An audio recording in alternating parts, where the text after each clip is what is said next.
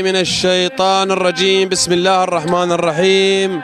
نلتقي مع أحد الزوار الكرام، نحن على طريق الحسين، على طريق العشاق، على طريق أبو الأحرار. السلام عليكم زاير، الله يساعدك، قواك الله. زاير من وين طلعت؟ من البصرة، من شط العرب ان شاء الله. من شطر. كم يوم صار لك بالطريق؟ والله صار لي يوم اليوم ثاني. قواك الله.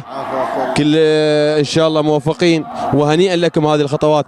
زاير، احنا اعلام موكب عبد الله الرضيع، تعرف اكو ضجه اعلاميه، اكو ضجه اعلاميه حول الشعيره الحسينيه، فنحن نريد ننقل الصوره كما هي بدون تضليل الاعلام. حدثني عن المواكب الحسينيه لخدمه زوار الحسين.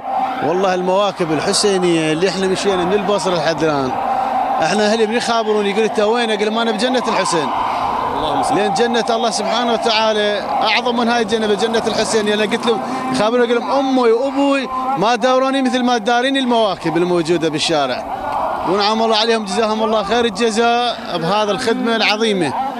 موفقين. دعائكم الى الحشد المقدس كما هو يعني الان على مشارف الموصل، دعائكم الى يعني دعاء عند الحسين عليه السلام للحشد المقدس.